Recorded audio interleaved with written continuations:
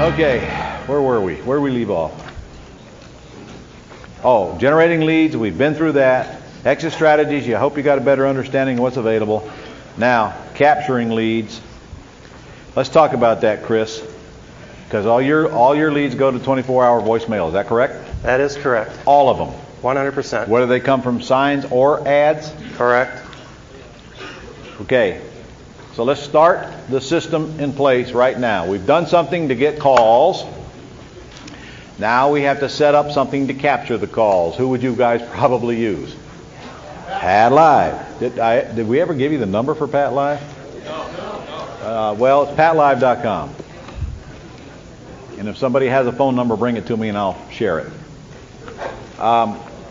It's $20 a month. Plus, it'll cost you about $3 for every one of those scripts you get filled out in for their time. They answer 24 hours a day, and they answer live, and they only have semi-morons answering their phone, not like most answering companies have. And actually, their people are better than average. When you set this up, now you've got, I'm sorry, that's for live calls. They also have voicemail boxes. Now, if you want to use voicemail boxes, there's a million companies out there you can do that with. And you don't need to take these calls live from these buyers. That you do not. So voicemail box is much cheaper. Now here's what they will do if you want them to.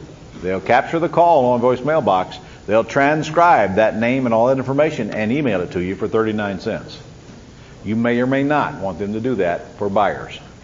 In the information marketing business, like we talked about last week, you'll absolutely want them to do that because those are your leads to sell stuff to. But in the case of buyers, Chris is going to tell you in a minute how he's going to, if they don't go out and take a look at the house, he don't want their name anyway. Am I correct? You're correct. Okay. So why don't you take it from there and tell us how you set your system up. And in fact, are you going to play it for us today? I am going to play it for you. Absolutely. So you're actually going to hear Chris's voicemail box.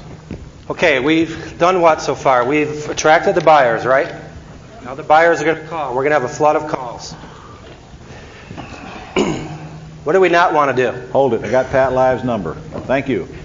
800-775-7790. Go ahead. Okay, capturing calls. What do we not want to do when we're capturing calls? What's the biggest time-wasting trap that'll suck up your time and productivity and morale? Answering the phone, giving directions, answering the same doofed questions that are in your head, right? And if we are transaction engineers, we will not do that. So we have created a little two-step process to where we drive them to a free 24-hour info box, which is your voicemail system. Here's what that system will do for you. It will pre-screen out all those worthless suspects that you don't want to talk to. Wouldn't you prefer to have a system do that than you? Right? I used to have a ringmaster system in my house. You guys know what that is? Bell South ringmaster? If it rang 2 times, it was the business line. If it rang 1 time, it was the fax line. If it rang 3 times, it was my head from my wife, sick of the phone ringing, hit me upside the head. It will drive you absolutely crazy, and within a year, you will not have a phone in your house. So your job on that voicemail is to make the message seem incredibly easy to buy your house and come off as a more professional company. You know what I found out by default when I went to this system besides getting my life back? I got more professional buyers that had bigger down payments. By default, I got better down payments because they saw us and viewed us as a more professional company. So you take a website and you marry it up with this, watch out. Good point. Plus, they have to jump through more hoops, so they pre-screen themselves naturally. In other words, only the ones who really are wanting to buy a house will go out and even look at it and follow the instructions. I'll tell you what I would do, though. I'd give them a chance to punch a button to hear the direction again. They can. I didn't hear it. It's not on there. Okay, but there is. They have the chance to just hit the button again and go back and repeat. Yeah. Okay. All right. So they go to the house, and there's a sign in front of the yard. Correct. So they know they're at the right house. There's a flyer outside the house with the information about the house on it. That's correct. You have an overhead of one of those. Think so? You think? I do. Hang on a sec. And I don't want to get too redundant here because he's going to do all this stuff tomorrow anyway, but I do want to go through the basic system, and then he can get into the details tomorrow. So this flyer is outside. You put it in where do you put it? In one of them little round cans? No, my God, no. Don't do that. Where do you put it? We put it in an information box. I'll have one for you here tomorrow. The big ones like the realtors use. It costs you $15. Stick them in the ground. It flips up. It just says information box on it. Okay, and where do you get them? You can get them at your RIA group. You can get them at an MLS store. I don't know. I bet you can get them at Home Depot. You probably could. They sell lock boxes at Home Depot, in case you don't know that. Okay, here's a typical flyer. Now, there's always something on the back, like the information that you have in Ron's course here, the event manual. I promise you there's something in there you can put on the back. It doesn't always have to be we buy houses. You can give them another reason to read and more reasons. But our flyers exactly match our marketing. Oh, that's pretty. Okay? That's pretty. I'm not going to go through and read it, but the flyers match that. Now, that's actually a house I bought that the realtor couldn't sell. They couldn't sell it, so they called me and I took it. And, of course, they're going to get copies of these flyers. They're going to get, not only are you going to get copies of these flyers, forget copies. You have it on a CD-ROM where all you have to do is insert your picture and change the phone number. You're too good to them. They don't deserve this kind of treatment, Chris.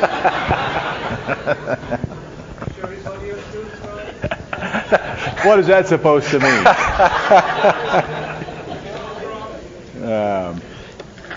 You know what, guys? In all sincerity, I wouldn't be where I am today and unless I really listened and learned from it, who I think is the best person out there in the world at keeping it simple, and I mean this in all sincerity. I will still go to Ron's courses every year because you can get bogged down in details and want to complicate things. Ron won't let you. And I'm trying to do the same thing for you. I'm trying to give you something so you can't do what I did, screw it up. They will anyway.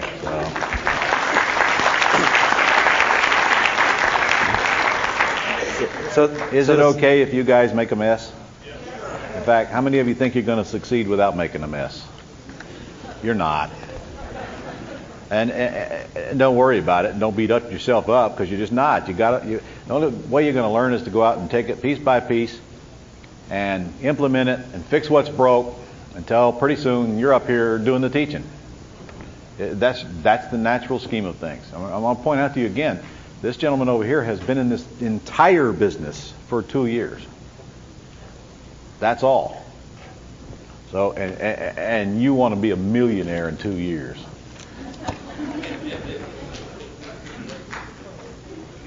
Okay.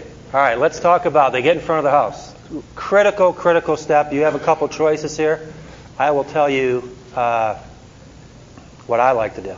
When they drive and they get in front of the house, it says call the number on the sign to get the lockbox code because we're not going to do what? We are not going to get in our car and drive out there and meet them. We are not going to call them and say, I'm going to be there at 7. Will you be there 30 minutes in advance? They say yes. You drive there. They don't show up, right? Been to that seminar? Okay.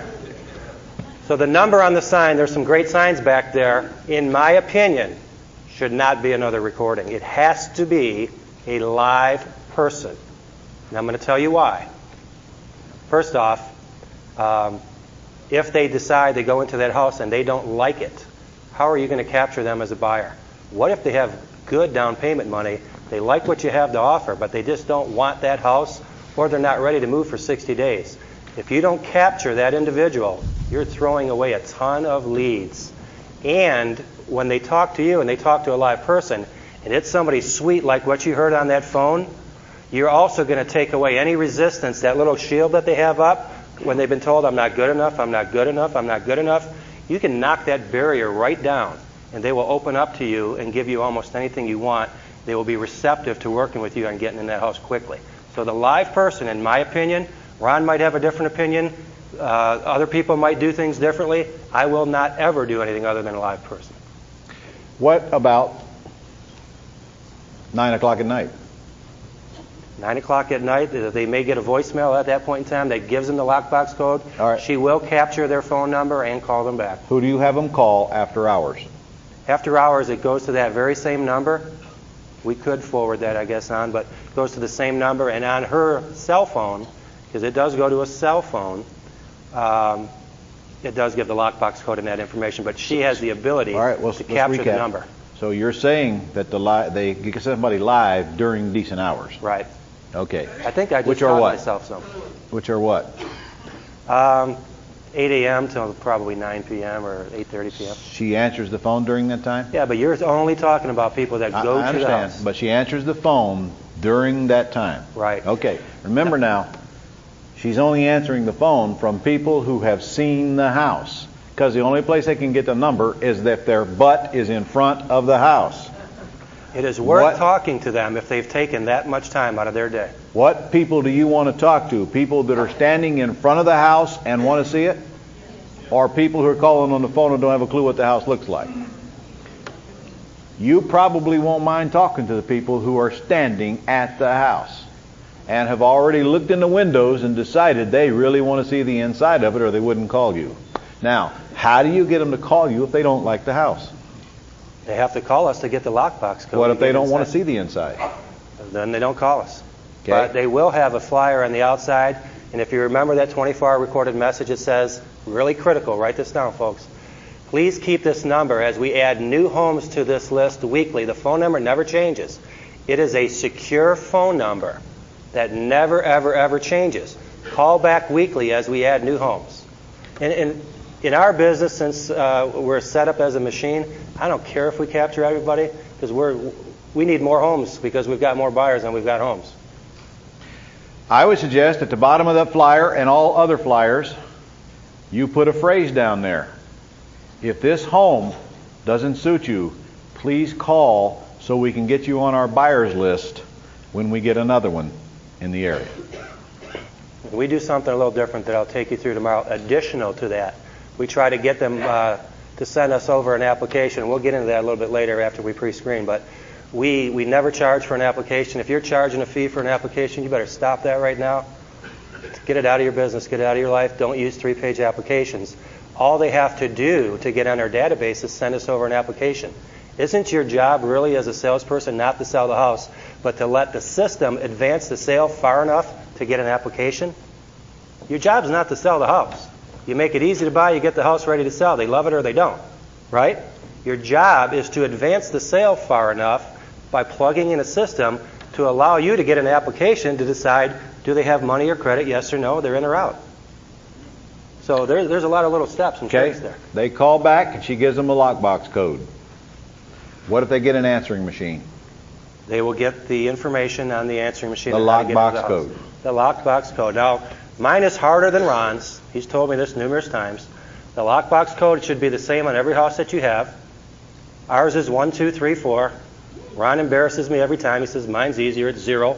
Comes that way from Home Depot, and I don't know how to change it. That's true. So what's going to happen is, it's kind of interesting. Early on when we did our own lease option closings, we close them at an attorney now.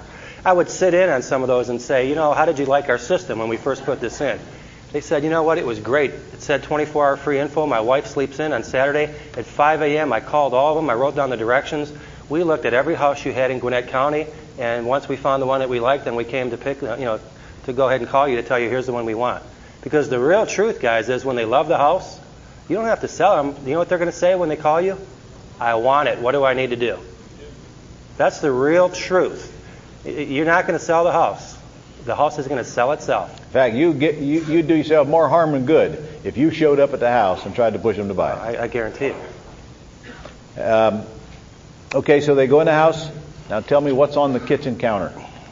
Well, we're getting a little ahead, I think. Let me double check you here. I am. We just gave them the lockbox code. We gave them the lockbox code. You want to know what? I'm going to take a role play tomorrow. You're going to get that script and everything exactly what's going to happen. But when they get inside the house, remember we just pre-screened out all the suspects by giving them all the information they need about our programs and how to get to the house, right?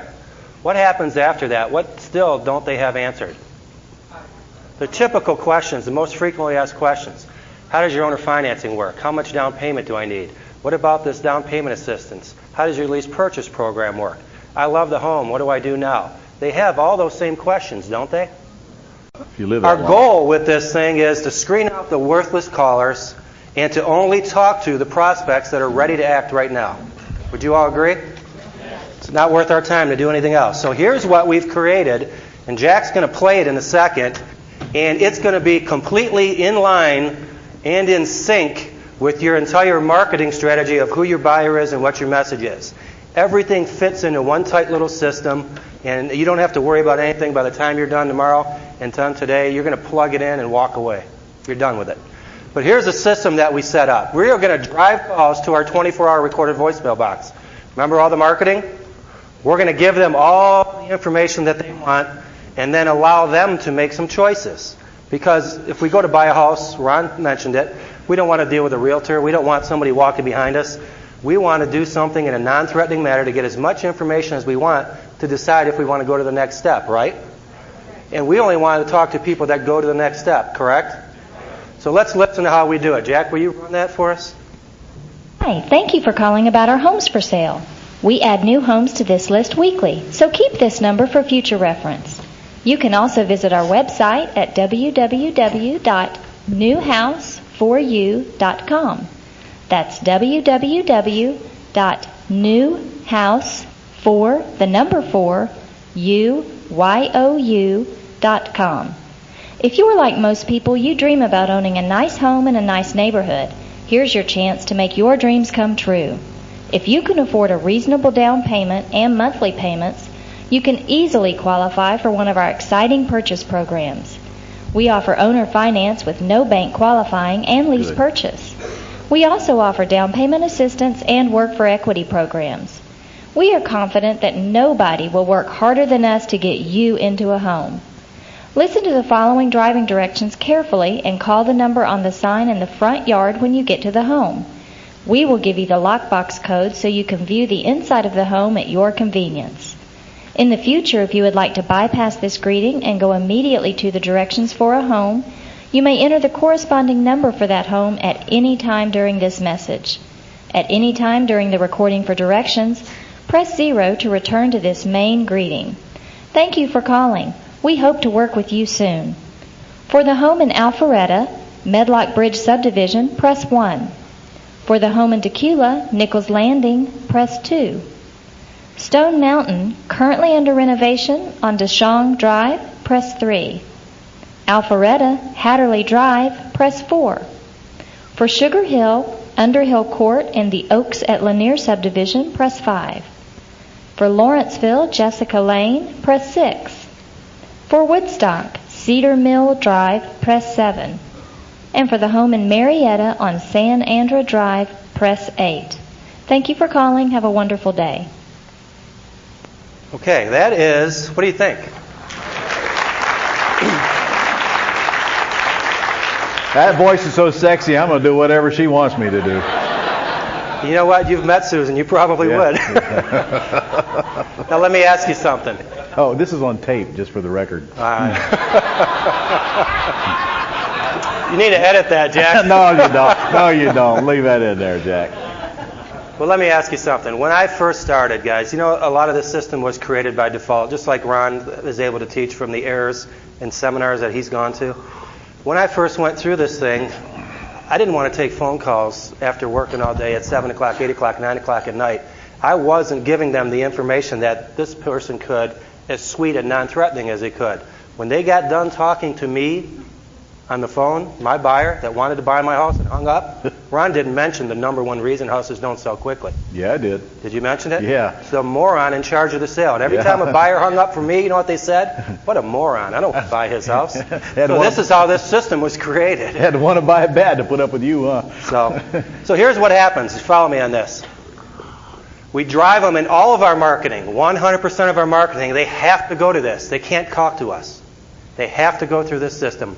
We want to pre-screen them out. We want to weed them out. We drive them to the main box, and then they select what they want to hear. So there's nothing that we give them that you wouldn't be able to give them on the phone. The only difference is there's no ability for a seller like myself to get diarrhea of the mouth. They get that. They get nothing other than that, and then they decide if they're in or out. But, Chris, where are we going to get that kind of language so we can build our voicemail? I bet you got that entire script in your course tomorrow. Word for word. I'll bet you have that. And I'll bet you everything that you do tomorrow ties into your whole marketing strategy, your message, your website. Everything is one complete circle. with no weak links in the chain. You'll have all of that tomorrow, guys. And that's the way it's got to run.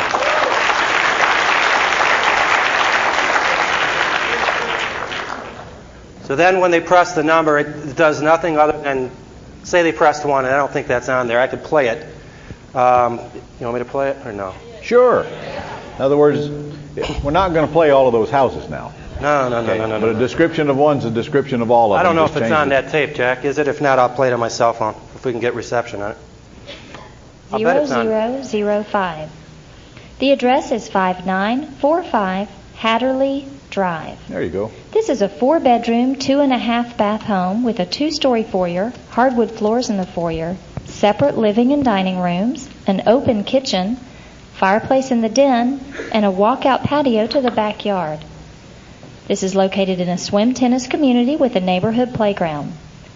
To get to this home, you can either take 141 North or Jonesbridge Road. From 141, travel north until you come to the traffic light at McGinnis Ferry Road. Turn left on McGinnis Ferry Road. After approximately 1 mile, the road will change names to Sargent Road. Follow Sargent Road until you see the subdivision Wellington on your left. Turn left into the subdivision on Crossington Road. Take your second left on Hatterley Drive. The address is 5945 Hatterley Drive. The home will be up the street on your right. To get to this home from Jonesbridge Road in Alpharetta, take Jonesbridge Road until you intersect Sargent Road. Turn right on Sargent Road and follow Sargent until you see the Wellington subdivision on your right. Can you imagine doing this Turn personally right 20 times into a day? Wellington on Crossington Road. Take your second left on Hatterley Drive, and the home is 5945 Hatterley Drive, and it will be on your right. This home is listed at only $234,500.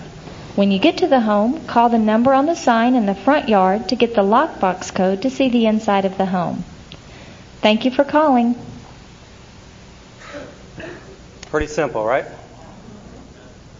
All right.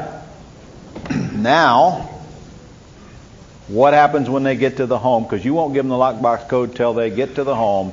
It's your choice.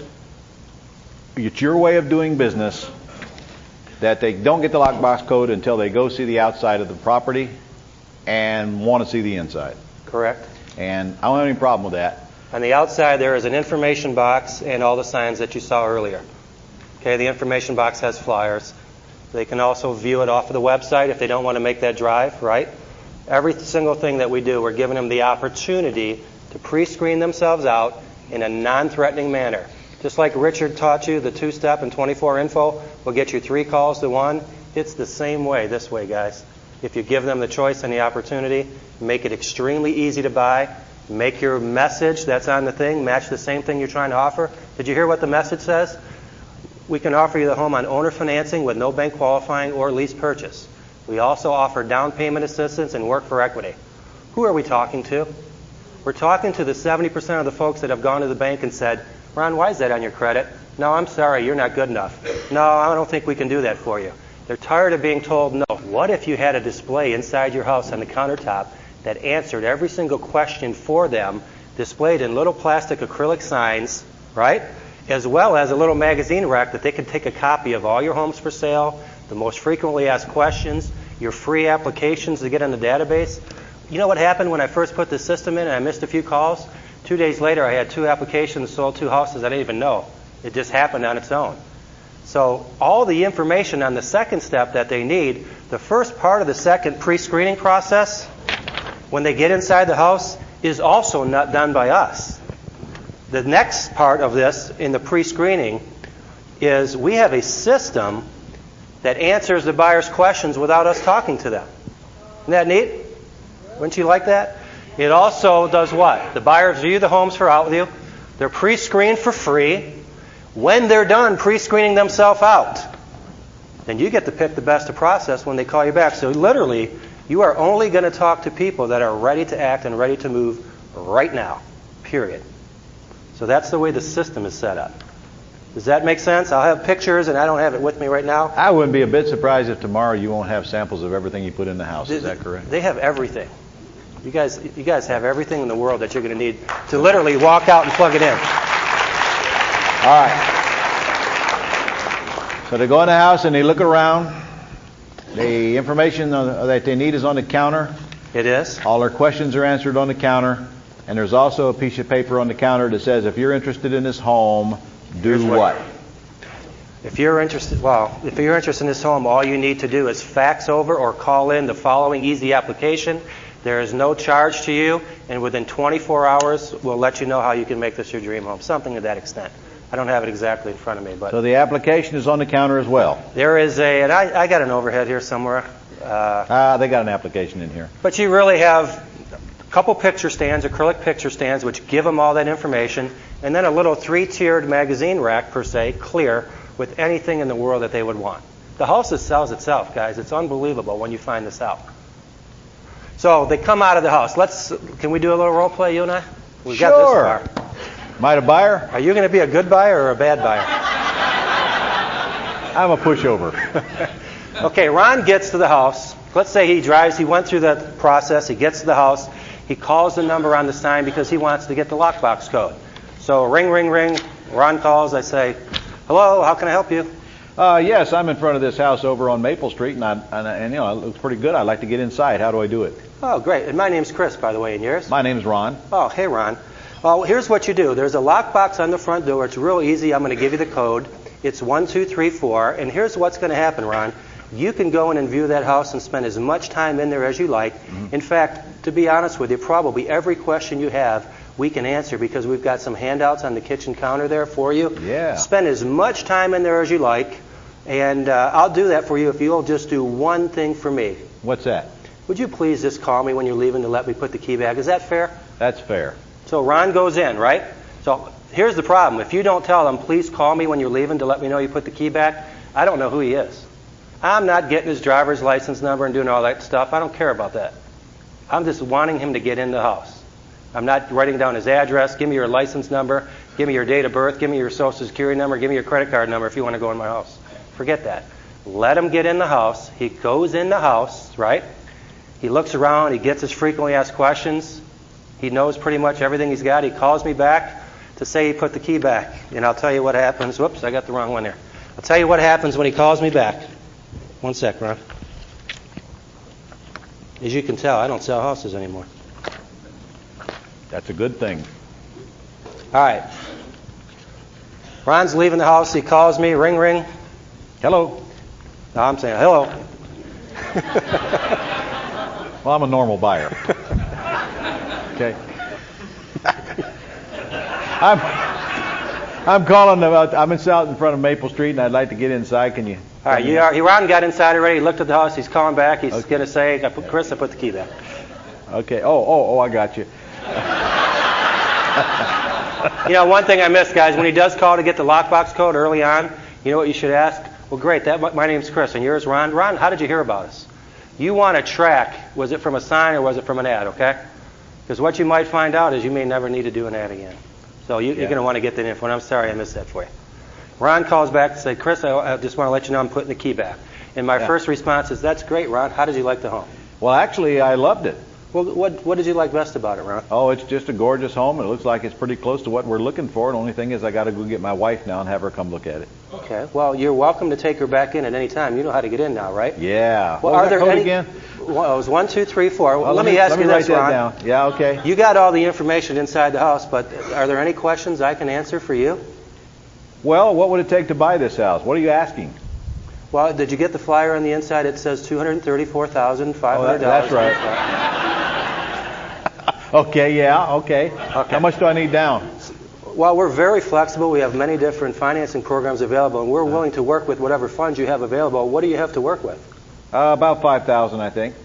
Okay. Well, we may not be able to own or finance the house for you, Ron, but we may be able to sell it to you on a lease with the exclusive option to buy it at a later point, unless you had additional funds you could come up with right now at this point. So I'm going to really just at that point try to get his application and solicit it, to be honest with you. I'm going to try to get his application and find out, does he have money or credit. I don't know too much about this specific house yet. On a $234,000 house you just played, you'd want me to have more than $5,000. Yeah, I'm going to want him to have more than $5,000. But I'll take you through a little bit of a script. Let's say Ron loved the home. I'm going to say, Ron, how'd you like the home? Yeah, I loved it. What did you like best about it?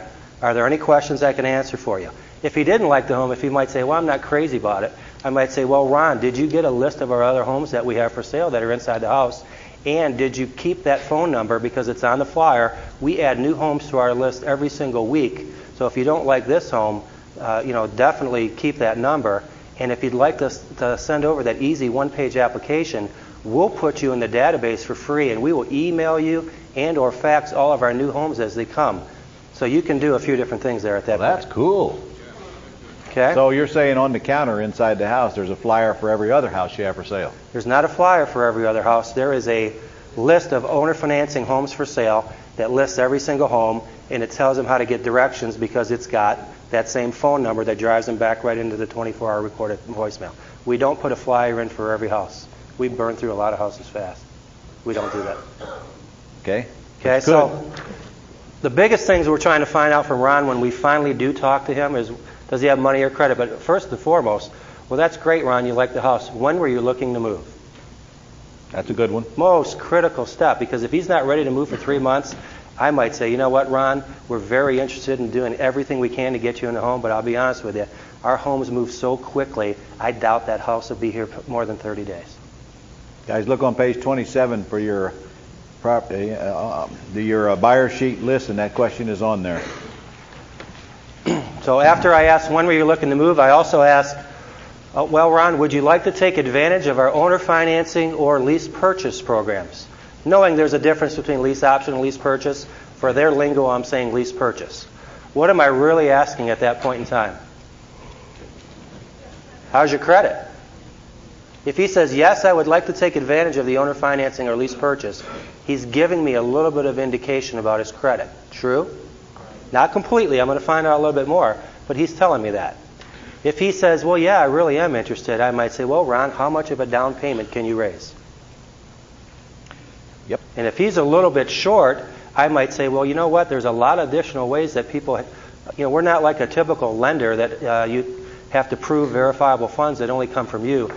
I don't know if you're aware, but there's a lot of different ways that you can get down payment money. Would you like me to share some of those with you? Yes. Okay. Well, Ron, do you have a 401k at work? Because a lot of companies out there allow you, and a lot of 401k providers allow you to withdraw money from your 401k at no penalty, and that's something you'd have to check out on yourself, at no penalty for the purchase of a home. No, now, I don't have one of those.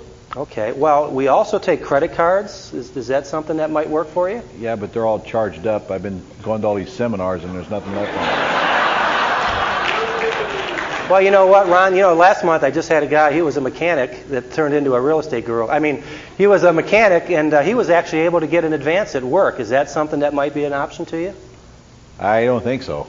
Okay. Well, do you have anything to trade? Sometimes we'll take trades. Do you have another house that you might need to sell before you get in, or a motorcycle or a boat or something that we might be able to trade for a down payment? Gosh, I can't think of anything. Okay. Question? A horse. So those are some of the things we take them through. Can't trade them horses. Are you crazy? We get about one 401k a month, guys. Yeah. Are you aware of that? Yeah. Now, there's some tricks to it, and we won't get it into detail for time right now, but there's some tricks to getting it.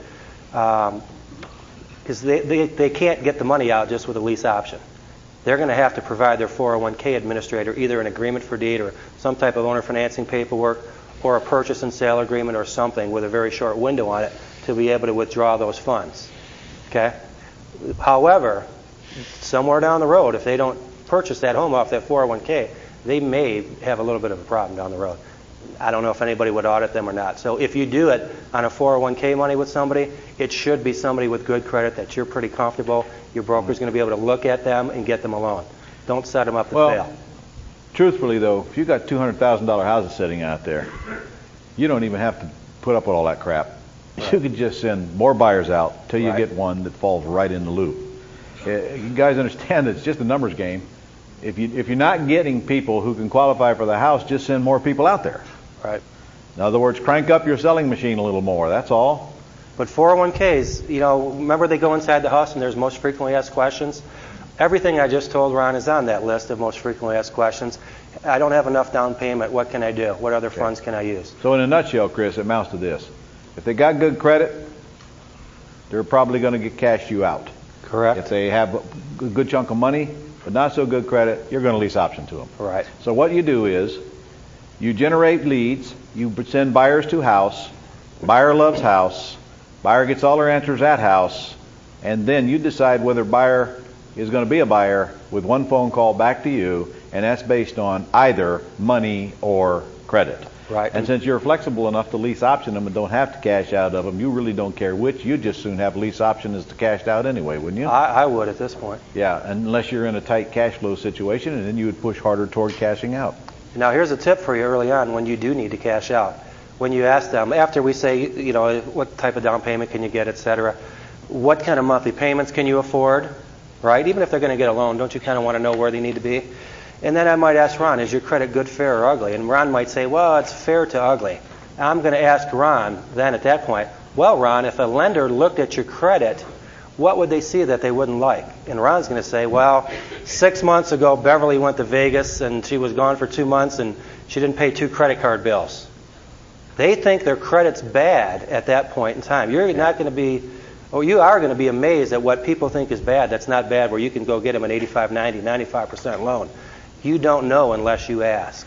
So if they say their credit's bad, you ask, well, what's bad about it? What's bad about it? Or if a lender looked at it, what would they see that they wouldn't like? Either or. If they start talking about foreclosures and bankruptcies and all of that, then you'll have to agree with them. It's getting a little on the bad side. Now, don't worry about writing all this down, because your salesperson or you, whoever does this, you're going to have this little slip in a little binder to where when they call you back, you're just going to take them down this list of questions. You're going to get it tomorrow. You're going to get it on CD-ROM. Everything you need for this business, I'm serious, you're going to get it tomorrow. And if you don't, it's already in your book. It's already in your book. And probably probably half of it was derived from there and adjusted. And anyway, half of it. So don't worry about something you don't need to worry about. Okay, so gosh, could it really be that easy? Could I really sell houses without ever leaving my house? Yes. All right. So in your case, your salesperson, which is probably going to be these folks in the beginning, is taking this information and talking only to the ones who passed the test so far to find out where they want to go with them. Correct. All right. We're going to stop right there. And I'm going to bring Jeff up here to tell you how we sell houses on the Round Robin program. And then we're going to come back and finish the process. And also, I think at the same time Jeff tells you about this, I'm going to tell you about how I do auctions, so we can go ahead and get that in here. And then we'll come back to the process of getting this buyer the rest of the way. And then we're going to talk about the closing process, which you're also going to like since you're not going to be part of it. Now, guys, what Jeff is about to tell you is a very successful program that is working all over the country by students, and it has multiple adaptations. It can be used to establish the sales price of the house. It can be used to establish the lease option deposit from the house. It can be used to drive up the price. The market will speak. What you're about to learn is how to let the market speak, and speak quickly, and be in and out of the house in one foul swoop and be done. You get the house, you can literally have it gone a few days later. Would that be of interest to you? Okay, well, they don't teach this in real estate school. By the way, yes was the right answer. We are not going to be talking about peeing off the back porch today. We're going to get serious. Okay. All right, the auction process. The auction process. Let's think about that. We're talking about round robin here now, right? Or are we talking about... Yeah, we're actually talking about the... Okay, when people think of auctions, you know what they think? Hey, people are writing down, here we go, what are you going to give for them? Yep. What do you think? Yeah, let me just tell you briefly. Did you already talk to him about the live auctioneer? No. No, but we can do that first if you want. Okay. Well, let's do that because we're gonna roll into a system that I use. Now, the ultimate system is to find these houses in pre-foreclosure where you can negotiate the debt, get a killer back end, and you're going to bring in a buyer using the auction process. Now, this works miraculously on high-end houses. This is where it really works. Oh, yes. I mean, this is the exit strategy on high-end houses because you can't go borrow money. As long as you have plenty of equity now. Yep. So what we do is we talked a bit about it yesterday, if you remember. We do a massive marketing campaign. We have is signs, ads, and maybe a little mail out. Yep. It's massive, all right. Here's the thing. We have an auctioneer in Florida that we deal with, guys out of Miami. He auctions all our properties all over the country, so he'll travel anywhere. He does about a $30,000 marketing campaign on top of what we do. All high-end stuff now, not all high-end stuff. So this won't really apply to you, but let me just tell you, this guy is out from another planet. Here was a brochure that was created. Key things that you want to look at, just basically highest bidder wins. This was a flyer that went out in the newspaper. This was an actual insert that went in the newspaper. So we'll talk a bit about the marketing pieces. So we have a live auctioneer. We have an auction that's going to be held on Thursday, Friday, or Saturday. The inspection period is going to go from 9 a.m. to 12 in the afternoon, at noon. And then at 12 noon, the guy's going to do the auction. It takes about 6 or 7 minutes, and the house is gone. Just that quick. So if you think about it, all you're doing is you're finding a deal. You're doing a very heavily saturated marketing campaign. You're going to get a lot of people in the front yard, and the auctioneer's going to get rid of it. It just happens that quick. The houses, by the way, that we've auctioned have been listed for a year, 2 years, without even hardly any showings. Same thing that you've run into, Ronnie. Realtors just are having trouble selling these houses. Don and John and I auctioned a house I had way over a year. Can I just show a quick case study? No, we don't want to see a case study. Okay. How about an example? Nah. This was a deal that was brought to me by a young couple that I got to tell you about. This is in Naples, Florida. And this was a house that was listed with a realtor for a year and a half, had been showed twice. Do you think the realtor was cutting the mustard on the sales part of this house? Absolutely not. So this young couple ended up getting the deed. They ended up putting a heavy marketing campaign on it to sell the house. I'm not going to go through the whole deal, but you guys recognize this? What's this? This is the letter that goes to the bank. We did a short sale on this deal. So we did a short sale. Again, all we did was get the deed. The letter is going to the bank to do a short sale. We're negotiating the deal. You got to understand, we're setting up to do the auction all before the final impending event, which is the foreclosure sale. So we're doing a little multitasking here. All this is going on at the same time. Let me tell you how this transaction worked. This is what we ended up doing. We did a massive marketing campaign. And when I say massive, you could do this for $2,000. We got a little crazy. We spent about $7,500 on this campaign because we really wanted to sell the house. We did everything from restaurant placemats, which this is what this was. And let's look at what it says. Land trust liquidating. Appraisal $395. No minimum bid. Will be sold on Thursday during the week. Sold at 12 o'clock. So they had the 9 to 12 inspection period.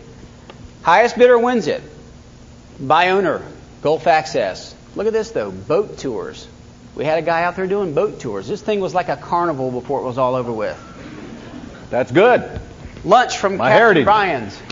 Yeah, I knew you'd love that one. Hey, highest bidder wins it. You know that scares the heck out of them. Highest bidder wins it. Is this an absolute auction? This is not an absolute auction. We started the bidding at what we knew the short sale debt was. Because that makes you feel good. When but you it says no minimum bid. Someone called in a minimum bid. I'm not going to tell you who. I didn't say that. I'm getting under this table here. There was no minimum bid, but you happen to know the bidder. Is that correct? Someone called in a minimum bid. Well, actually, on this particular case, now that I remember, we really weren't doing a minimum bid, but it was subject to the owner's confirmation. So I'm kidding around, but I should be straight about this. Subject to the owner's confirmation, there is no minimum bid. However, if they're going to come in and the thing never gets above the debt, are we going to approve the sale? Got no problem using no minimum bid, guys. Absolutely none. I would not use that line there, though. The highest bidder gets it. Highest reasonable bid gets it. That gives you an out and won't get you in a mess. And they don't know the difference anyway. And it's the same thing with, that's what we do. Highest reasonable offer got the house. Here's, actually this is not a radio spot for this house. This is one that I pulled out of the file that got misfiled. But this is a 60-second radio spot that we ran. And I'm not going to read the whole thing, but it says, attention, prospective home buyers. So this is a radio voice doing this radio ad to this whole side of the county. So I can tell you that there was huge coverage just by radio. Now let's keep going through and let's look at a postcard that we did. Now this, as you can see, this is front and back. Same language. Same language. As the ad. This postcard went out to a certain income wage earner criteria. We pulled a list, we bought a list through a list broker, which anybody can do, and we just picked out a certain wage income earner in this particular zip code. This postcard went to every one of the people that we wanted to target. So a great thing to go to the neighborhood. We also did a flyer that went into the newspaper. And let me tell you how we did this. Very interesting. This flyer was an insert. This cost us, I think, about $1,100. But it went out to, I don't know how many thousands of people. We picked the zip code in the area where the house was. So this flyer is only going to the people really realistically in the neighborhood, in the surrounding neighborhoods, so that if a parent lives there, they're going to want to bring their son or daughter in, and they want to move into the same neighborhood. So for $1,100, we got thousands of these out. Highest bid subject to owner approval. Yep, there it is. That's the special language you're looking for.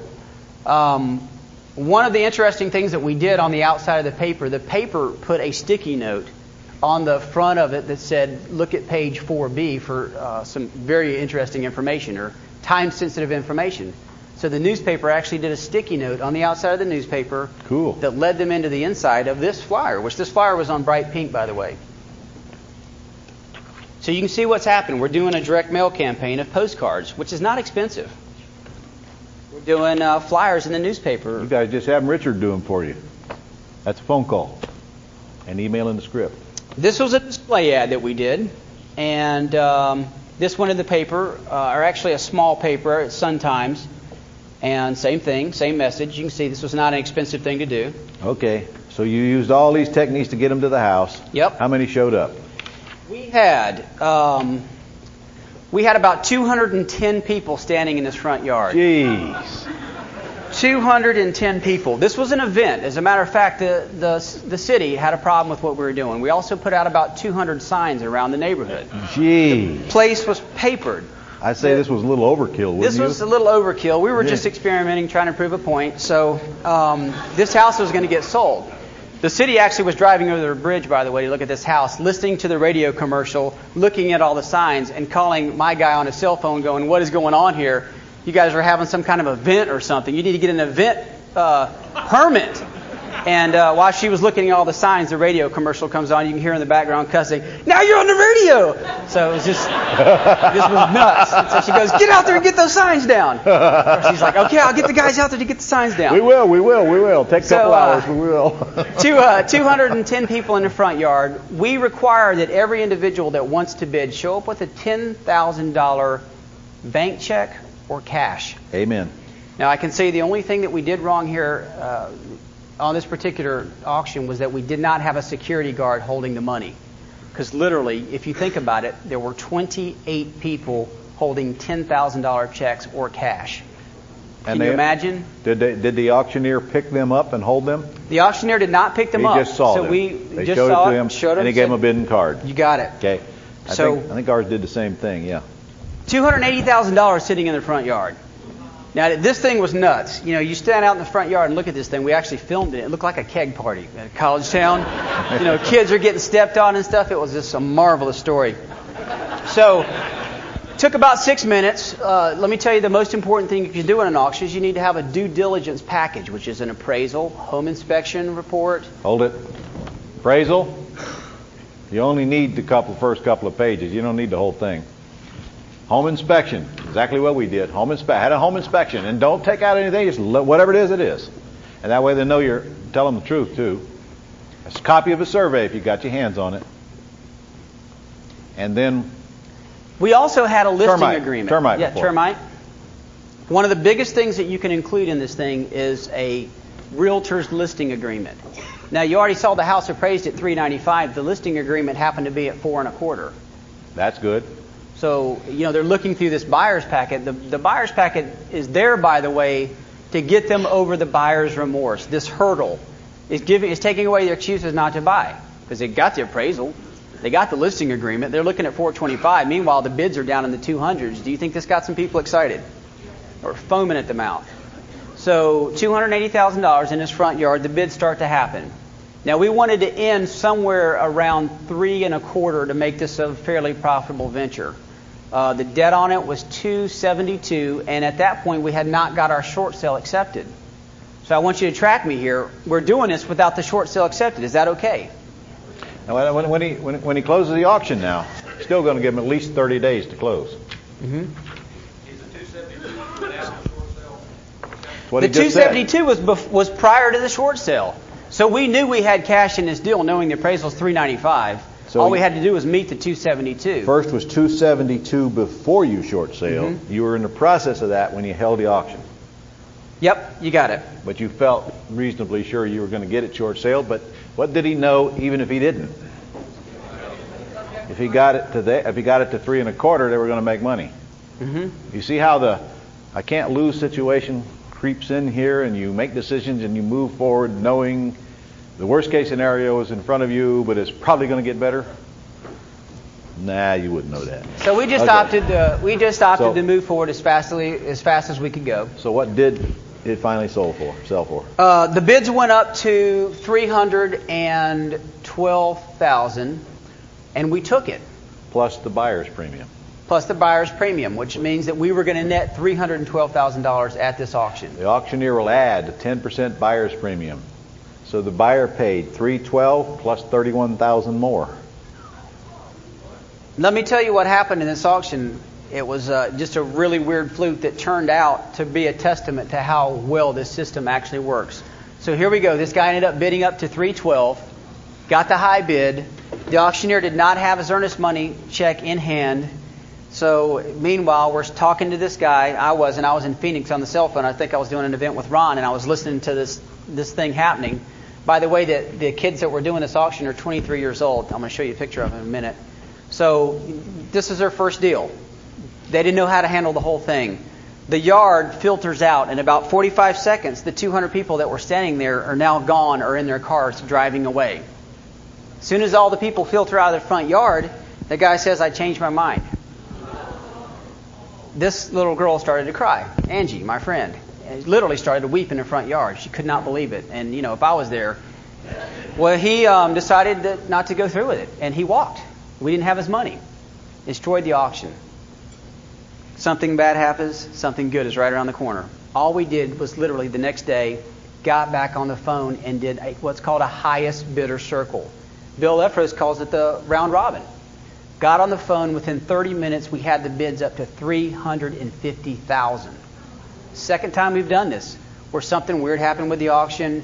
We didn't do enough marketing, so not enough people came in. So we went to the round robin, which is simply during that weekend we said, "Hey, guess what? The final bidder, it didn't work out. So you're in the game. Let's go ahead and start advancing the bids. This is where it's at. It's at $312,000 because everybody knew that they were there at the thing." So it went up higher and higher. You just go around on the phone, and literally it takes 30 minutes to an hour. You're calling all the bidders. Got it up to $350,000. Got it under contract. What about the short sale? We still don't have the short sale in writing. Let me tell you where it. That $350 plus the buyer's premium. $350 plus the buyer's premium. So it's actually $385. By the way, the auctioneer does not get the whole 10%. You guys got to negotiate. 5% is more than enough. So 5% of that goes in your pot. This is behind the scene information that you're getting here. Auctioneer don't get the 10%. But he don't deserve the 10%. This ain't is worth 10% to have a 6-minute auction, especially when somebody else doing all the marketing for you. This is what's verbally been accepted on the short sale. $234. $234. Down from $272. Not a bad deal. So we're all our ducks in a row. Did we have to go finish up Plan A before we went to Plan B? Not at all. You're just doing this thing, but just keep in mind that everything is systematic, and you just do it and do it and do it till you get it done. So, by the way, we didn't have anything into this property but marketing. And again, I spent about $8,000, which was total overkill. We could have done it for about $3,500. How long did you run the ads? We ran the ads for about 12 days going in. It's a saturated marketing that just kills everybody there. I want to catch the weekend before the auction. I want the ads running the weekend before the auction. I like to have my auctions on a weekday. Thursday's a good day to have an auction. And I prefer to have them at noon so when people can take lunch breaks and come to the auction. It's the traditional thing. People expect auctions to be during the week. If it's during the lunch break, they can take a lunch break. It also gives them time, a short window to do the inspection. Now, we've been doing these auction things now for about a year and a half, trying to figure out what works. We figured out that it's this combination. It's a live auctioneer into a highest bidder circle that's going to get the house sold. Well, let me just say, the ones that we've done in this fashion have all sold. It's a pretty good track record, isn't it?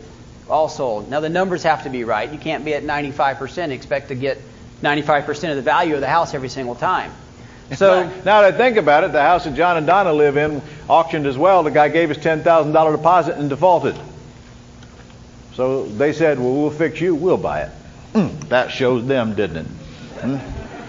Can I ask a question? How did you said round robin, you contacted all of these other people afterwards. How did you know? I mean, did they turn in a card or something? Oh, yeah. They turn the in a auctioneer? card. You got their information, everything from an email to a cell phone, so that you can be in contact. You can't get a bidder's card without filling out that information. Oh, okay. And showing them you got a $10,000 check. All right.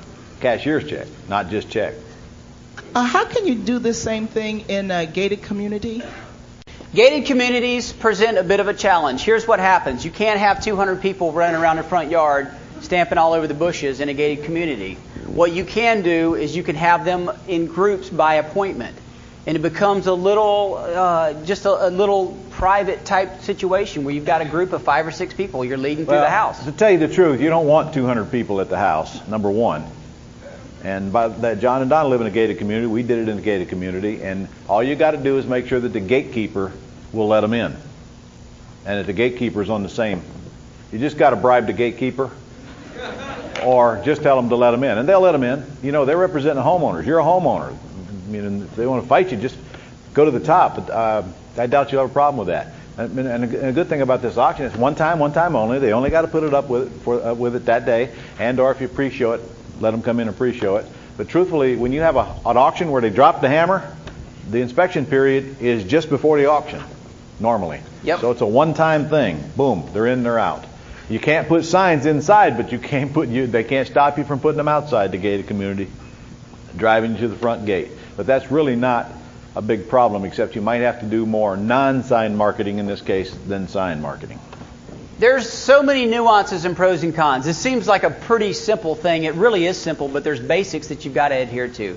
Now, we used to do all of our house sales on round robins, where we get them there and inspect it the whole weekend. Explain a round robin. They don't know what that is. Round robin is during the weekend for 2 days you would hold an inspection. Open house. Open house. Do a marketing blitz similar to this one, but not as big. People come through the whole weekend. You take them through the house, nice bathroom, nice kitchen, and talk to them. There's a bidder sheet on the counter. They put their name and what their bid is. Everyone else can see what everyone else's name is, and everyone else can see what the bid is. So they just go through and put their name, their phone number, and their bid on this sheet, and they do that for 2 days. Some people have done what you guys do. This I do it 2 2 hours, not 2 days. Mm-hmm. Open it up for 2 hours, make them come through during that 2 hours, and we've done them in 1 hour, and drive them right on through there. They bid if they're interested. If they're not interested, they don't bid. And they see the highest bidder. They see so it's not a secret. It's not a closed bid. They see the highest bidder. See, but they don't know whether somebody's come in after them and overbid them. And this is not an auction like the one we just described. They all know because they've been given instructions that tonight at 6 o'clock or whatever, we will call all the bidders and give them a chance to up their bid. And then when that round robin process is over, we'll go back and give the highest bidders a chance, and the highest bidder will get the house. So what happens that Sunday night, or if it's a Saturday night because you did it for 2 hours, you're going to go through and you're physically going to call every one of those people and say, hey, the bid's at $312,000.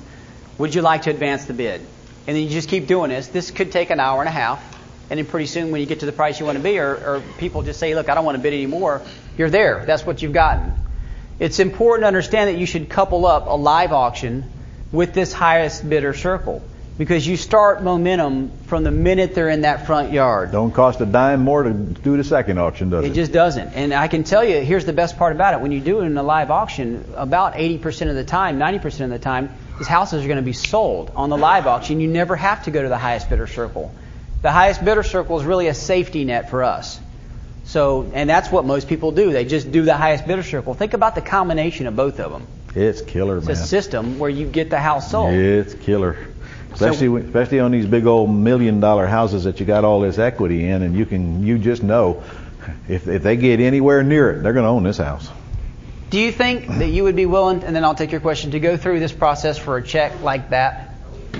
Would you go through it for a check like that, $116,000? Now, granted, we don't have that short sale back in writing yet, so we could be less than that. But if we get it back in writing, that's $116,000. Not too shabby for a 23-year-old couple. Here's another thing about auctions. They're sold as is, where is. You supply nothing, they sign in blood. It's as is, where is. There's no comeback on that. And they have an X number of days to close and they forfeit their deposit. This is all disclosed right up front. The auctioneer does it in print and orally. You won't have an auctioneer come out where they don't give them the handout and then he stands on the platform and tells it to them again. And he also makes it clear about the buyer's premium. Of course, some of them forget that until it's too late, and they have to add it on over. Incidentally, the buyer's premium is a normal thing at auctions, all auctions, real estate and non-real estate. We better take these questions. Yes, sir. Yeah, I was wondering, as you're multitasking against your short sale there and your saturation marketing, I guess there's a risk that the bank is going to hear about this, isn't there? Huh? That's actually a killer question. You mean the loan, the due on sale? No, he's going to hear about the auction. Oh, the short sale bank. Yeah, the short sale bank. That's why we, by the way, you can be really smart at this business and still screw up like we did on this one. The person doing the BPO went out and looked at all these signs and called one of them. And I didn't know that Ryan and Angie had not already met the person doing the BPO. For some reason, I thought that this had occurred. So they went out and found out that this house was listed way up here. The realtor still brought the BPO down in the low 300s. Why, I have no idea, but they did. So it was, it just worked out that way. But it's very critical that you get the short sale in writing, or you get the person doing the BPO to go out and do the BPO before you go in and do anything to the house and before you do all this blitz marketing, because that's a danger. You saying it would be a bad time to have the BPO person come out in the middle of the auction? Yeah, that probably wouldn't be real good. Okay. Thank you. You bet. All right. I have a question. I'm about to do my first round robin on a historic home. We live in a resort area, and I'm planning to do a lot of marketing leading up to the Sunday after the 4th of July weekend. But I'm also thinking of doing a 30-day auction on eBay that will end on the same Sunday, and then do the bidders from the eBay auction and the local auction. What do you think about that? I like it. I think it's a great idea. I think your timing sucks. You should be in Vegas on the weekend after the 4th of July. Oh, honey, I'm going to be there. I'm talking the weekend after the 4th of July, that next weekend. Okay. I'll be there. Don't worry. I don't know that you need all of that simultaneous mess going on, to tell you the truth. How are you going to take bids on eBay and still have an auction? Huh? On the eBay auction, it's just bidding during the month. And then what I'm planning to do at the end of... So if you get it high enough, when you'll call off the auction? No. I'm going to round robin the highest bidder off of the eBay auction, because it's going to end on the same Sunday at the same time that my round robin auction open house ends. Okay. So you're just using the eBay as the front end mechanism as the auction, and then the round robin is the back end. Right. I'm going to market locally, and then I'm going to market through eBay, because this house is perfect to be a bed and breakfast, for instance. And I think I will get a bigger market. I tell you, because of the historical value, I'd like to have a regular auction. And you might you might wind up getting more than it's worth. Yeah. I got to tell you a story. I sold my previous residence here a few months ago on an auction. Only problem is we never got to the auction. Somebody came along and gave the realtor a contract before we got to the auction. We canceled the auction. You talk about some pissed off people. In other words, you can sell the house before the auction. Mm-hmm. Right. They see the signs, they call the auctioneer. If the auctioneer gets a reasonable bid, he calls you. You got the right to accept it. You don't have to have the auction. Right. I'm just looking at using the power of eBay real estate auction. Well, you're talking to the wrong guy here, I can tell you that. Okay. I'll let you know how it works. That requires something electronic happening. You guys understand what we're doing here, though? This auction process is nothing more than getting the house under contract. It's just the contracting mechanism. Okay, go ahead. Jeff, how do you handle the closing date when you don't have that short sale coming Auctioneer. through? We'll put it right in their stuff. It's the 30 I know, but he days. doesn't know when. The short this sale. particular Well, case, the for short sale is a timing issue. You've got to be able to be in communication and know that the foreclosure auction is obviously way beyond when your closing date can happen for your buyer. It's just a timing thing. So if you're living in Georgia in a 21-day state when it's publicized it's going to be tough to do a situation where you're going to be able to do this auction unless you go ahead and get the sale postponed. Let me give you another alternative. You have it under contract for sale for whatever it's sold for, and you don't have a short sale done. You can always just call the buyer and say, listen, can't close it yet. I'm clearing up a title problem. And you are, aren't you? Yep. You're clearing up a title problem. Yeah. Yep. Discount hasn't come in yet. We're clearing up a title problem. Yeah, exactly. We need to put it off for a while. Or you get the thing under contract with the buyer. I mean, I shouldn't have said you can't. This doesn't work in Georgia. What am I? Get the thing under contract with the buyer. Get a private lender just to fund this thing for you for 24 hours for 30 days. That's pretty expensive. Boom, and just make it happen. And sometimes what you're going to wind up paying is more than you're going to get from a private loan. Let me take two more, and then Jeff's going to get out of here. Go ahead. What's the criteria for choosing round robin, auction, or perhaps Chris's method for selling? Well, you have got a lot on options, and that's a good question. In fact, what if you had an auction, didn't like the results, then you kicked into Chris's method? What if you did Chris's method first? Because I will tell you right now, Chris's method is going to get you the most money for the house. What if you try that method for 30 days and you don't want it to go? What if you had a policy? If I don't move in 30 days, it's auction time. Did you hear what Jeff said earlier? It works best on high-end properties. You really got two businesses going on, and we'll talk about this tomorrow. You need cash now and cash flow later, right? And the system that I'm teaching is going to teach you how to balance both. What Jeff's showing you, and he mentioned early on, is when you want to cash out of a house, where that's your desire, that is your quickest way to get cash now. You may not net the most amount, but in a high-end property, there's no better way to get rid of this thing than what he's teaching you. Jeff, as you always have a 10% buyer's fee on your auctions? Yeah, I'll tell you what, we've negotiated with our guy, it's less than that. The guy makes a flat fee on the auctions. I'd rather not disclose it, but your auctioneer, as long as you take care of them and treat them right and you're handling all the marketing end of it, you can negotiate a fee that's fair. So you're doing a flat fee and then you're taking care of all the advertising that there's? Yeah. Mm-hmm. Okay. I'll tell you on mine, I just give him 5%. That's it. He gets 5%. So if we do a high price auction, he's going to do very, very well for 20 minutes work. Yeah. So what? Let's look at a couple key things and then we're going to wrap it up. Why the auction method of selling is a natural fit to pre-foreclosures. Because it creates a fast, furious, motivated stampede of buyers that causes a frenzy that gets out of control, which it does. Greed comes to the top. Keys to our success is this. We control the marketing. Now, an auctioneer will tell you, I can do the marketing, son. You don't need to do that. Yeah. Sure you can. We control the marketing. You know what I tell them? Well, I can do the auction too. Our bidding requirements, remember the $10,000 earnest money requires the bidders to participate. They don't have a choice. So they come in with 10 grand. Pretty qualified, aren't they? Another question I can tell you right now, you're going to ask yourself, well, how come I just don't auction it myself?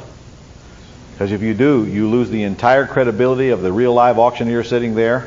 Plus, in some states, you actually have to have a license to auction your own house. That's right. You do. So it's just key. It's a very critical part of the process. The best part of an auction is the speed at which the process works. 2 weeks of marketing. Sure to write that down. 7 minutes in the front yard of the auctioneer and the house goes under contract. 7 minutes in the front yard with the auctioneer and the house goes under contract. The bids are going to start at your negotiated price. Always remember that. At your short sale. Each bid puts cash in your pocket at that point, doesn't it? You know what it felt like for me to be on that cell phone in Phoenix while this auction was going on? Every bid was jumping $5,000 to $10,000, which was money in our pocket. You know what that feels like to have that happen? You'll be jazzed. You'll be excited. You'll be yelling. You'll be kissing your wife or whoever's around you. So the excitement is overwhelming. This process is incredible. I'm pretty much done. Well, Pretty much done. Let me tell you before you